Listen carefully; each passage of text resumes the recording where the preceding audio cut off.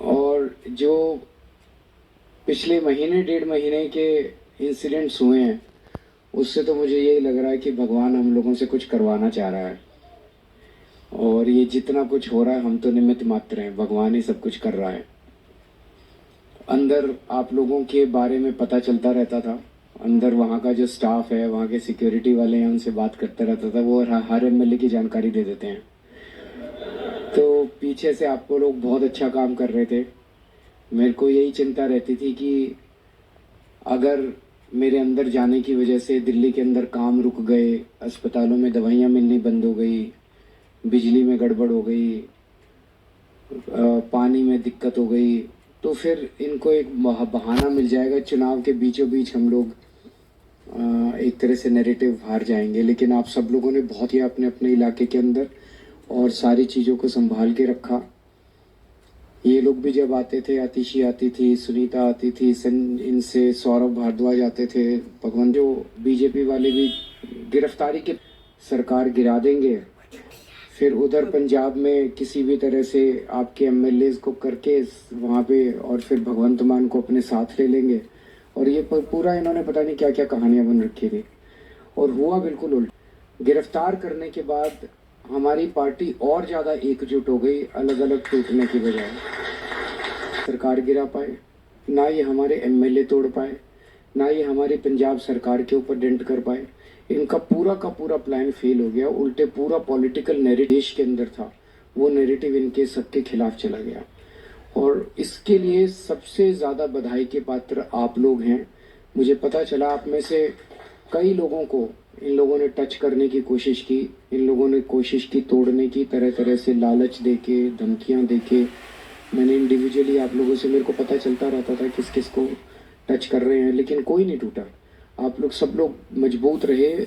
मैं इसके लिए पार्टी भी और देश भी गर्व महसूस करता है आप लोगों के ऊपर।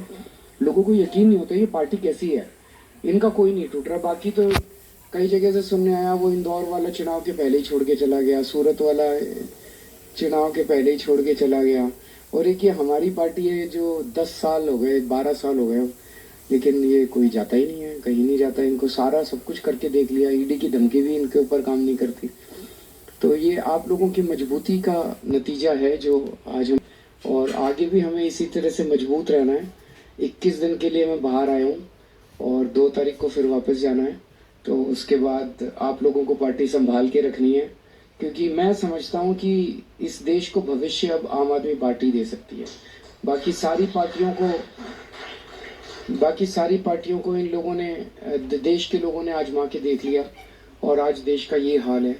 आम आदमी पार्टी को जब भी मौका मिला, पंजाब में अभी मात्र 2 साल हुए हैं सरकार बने, 2 साल के अंदर इतना अच्छा काम कर दिया, इतना अच्छा काम कर दिया। और दिल्ली के अंदर जो हमने काम किया, हमारे काम की वजह से ही आज लोग हमें पसंद करते हैं। जो भी मीडिया वाले दिखाते हैं, बाइट दिखाते हैं, सड़क पे चलते लोगों से पूछते हैं, वो लोग यही तो कहते हैं, यार केजरीवाल ने इतना अच्छा काम किया, उसको जेल में क्यों डाल दिया, केजरीवाल ने इतना अच्छा काम। हमारे काम की तो चर्चा है। तो आने वाले भविष्य में आम आदमी पार्टी को ही देश की कमान संभालनी है। आने वाले समय में आम आदमी पार्टी ही देश को भविष्य देगी, और इसी वजह से ही डरे हुए हैं, इतनी वजह से। तो इतनी तेजी से आगे बढ़ोगे तो थोड़ी तकलीफ तो उठानी पड़ेगी। आप सब लोगों का बहुत बहुत शुक्रिया। तो अभी मुझे प्रेस कॉन्फ्रेंस के लिए निकलना है, आज एक और प्रेस कॉन्फ्रेंस है। Thank you. मैं समझ सकता हूँ कि आप लोग कहेंगे कि चुनाव तो शुरू हो चुके हैं, बहुत लेट है, हम मानते हैं, लेकिन मेरी गिरफ्तारी की वजह से इसमें थोड़ी सी देरी हुई है। अभी भी कई चरण चुनावों के बाकी हैं। तो ये गारंटियां केजरीवाल की गारंटी के नाम से जारी की जा रही हैं। मैंने अपने इंडिया गठबंधन के दूसरे साथियों से इसके बारे में अभी चर्चा नहीं की है, लेकिन जिस किस्म की गारंटी है, जैसे कि इंडिया गठबंधन के किसी भी सदस्य को इसके बारे में परेशानी नहीं होगी, गठबंधन के किसी भी सदस्य को इसके बारे में परेशानी नहीं होगी। लेकिन ये केजरीवाल की गारंटी है, तो मैं इसकी गारंटी लेता हूँ। इंडिया गठबंधन की सरकार बनने के इन सब गारंटियों को मैं अपने सभी साथियों से पूरी करवाऊंगा। ये जो गारंटी है 10, ये एक तरह से नए भारत का विजन है। कई ऐसे काम हैं जो पिछले 75 साल में हो जाने चाहिए थे, जो भी कारण रहे नहीं हो पाए। इनमें कई हैं जिनके बिना कोई भी राष्ट्र शक्तिशाली नहीं बन सकता। मूलभूत काम है, किसी भी राष्ट्र की फाउंडेशन का काम है, नींव रखने का काम है। बाद में बिजली मुफ्त करेंगे, हमने बिजली मुफ्त कर दी। हमने गारंटी दी थी बिजली 24 घंटे करेंगे, हमने बिजली 24 घंटे कर दी। हमने गारंटी दी थी शानदार स्कूल बनाएंगे, हमने बच्चों की शिक्षा के लिए शानदार स्कूल बनाए। हमने गारंटी दी थी मोहल्ला क्लिनिक बनाएंगे, हमने जितनी गारंटी दी थी सारी गारंटी पूरी की। तो एक तरफ है मोदी की गारंटी, एक तरफ है केजरीवाल की गारंटी। मोदी की गारंटी का हम देख चुके हैं कि मोदी की गारंटी यकीन करने का लायक नहीं है। और अब तो अगली साल चूंकि मोदी जी रिटायर होंगे, तो उनकी रिटायरमेंट के बाद मोदी की गारंटी कौन पूरी करेगा, इसका भी कोई वो नहीं है। और केजरीवाल की गारंटी, केजरीवाल नहीं है, कहीं नहीं जा रहा, तो केजरीवाल की गारंटी पूरी करने की गारंटी केजरीवाल लेता है। 10 गारंटी क्या है मैं एक एक करके बताता हूँ। पहली गारंटी है देश के अंदर 24 घंटे बिजली का इंतजाम करेंगे। कैसे करेंगे? हमारे देश में 3 लाख, दिल्ली में करके दिखाई, पंजाब में करके दिखाई, पूरे देश के अंदर फ्री कर सकते हैं। 1.25 लाख करोड़ रुपए का खर्चा आएगा। एक ही कैलकुलेशन करके लाया हूं मैं हवा में गारंटी नहीं देता। केजरीवाल की गारंटी एक ब्रांड है मार्केट के अंदर, अगर हम कुछ बोलते हैं तो वो पूरी करते हैं। तो 1.25 लाख करोड़ रुपए का खर्चा आएगा, 1.25 लाख करोड़ रुपए हम इंतजाम करेंगे। 1.25 लाख, उसके अंदर पूरे देश के गरीबों को 200 यूनिट बिजली मुफ्त मिल सकती। गारंटी थी। दूसरी गारंटी है शिक्षा की। कोई भी देश तब तक तरक्की नहीं कर सकता जब तक उसके हर बच्चे को अच्छी शिक्षा का इंतजाम ना कर दिया जाए। अगर किसी देश के अंदर ढेरों लोग अनपढ़ हैं, अगर किसी देश के अंदर ज्यादा बच्चे, कई बच्चों को सब क्वालिटी गंदी बेकार शिक्षा मिलती है, वो देश कभी आगे नहीं बढ़ सकता। आज हमारे देश के अंदर बुरा हाल है। 10 लाख सरकारी स्कूलों के अंदर 18 करोड़ बच्चे पढ़ते हैं जिनका कोई भविष्य नहीं है। दिल्ली के अंदर हमने करके दिखाया, पंजाब के अंदर करके दिखाया। देश के सारे सरकारी स्कूलों को शानदार बनाएंगे, अच्छे बनाएंगे, प्राइवेट बेहतर बनाएंगे। और इस देश के अंदर पैदा होने वाले हर बच्चे के लिए, चाहे वो अमीर का बच्चा हो चाहे गरीब का बच्चा हो, शानदार और फ्री शिक्षा का इंतजाम किया है। पंजाब में किया, हमें करना आता है, हमारी नीयत है। हम ये काम आज़ादी के वक्त हो जाना चाहिए था, लेकिन नहीं हुआ। देर आए दुरुस्त आए, आज़ादी के 75 साल बाद भी हो गया तो बहुत अच्छी बात है। काम को करने के लिए 5 लाख करोड़ रुपए लगेंगे। 2.5 लाख करोड़ रुपए केंद्र सरकार देगी, 2.5 लाख करोड़ रुपए राज्य सरकार देगी। हर साल 5 साल में हर साल 50,000 करोड़ रुपए का खर्चा आएगा केंद्र सरकार को। 50,000 करोड़, 50,000 करोड़ रुपए सालाना खर्चे में मेरे देश के बच्चा अगर 18 करोड़ बच्चों को अच्छी शिक्षा मिल जाए, इससे अच्छा और क्या हो सकता है। अगर मेरे देश की जनता स्वस्थ होगी, बीमारी नहीं होगी, तो देश तरक्की करेगा। पढ़ी लिखी जनता होगी, स्वस्थ जनता होगी, तो ये 140 करोड़ लोग तो इस देश को आगे ले जाएंगे। कोई एक प्रधानमंत्री थोड़ी देश को आगे ले जाता है, जनता आगे ले जाती है। तो सब लोगों को अच्छे इलाज का इंतजाम करेंगे। आज अगर किसी को के घर में कोई बीमार हो जाए, बड़ी बीमारी हो जाए, सरकारी अस्पतालों का बुरा हाल है पूरे देश के अंदर, और प्राइवेट वालों ने लूट मचा रखी है। पूरे देश में कोने कोने, गांव में, हर मोहल्ले में मोहल्ला क्लिनिक खोला जाएगा।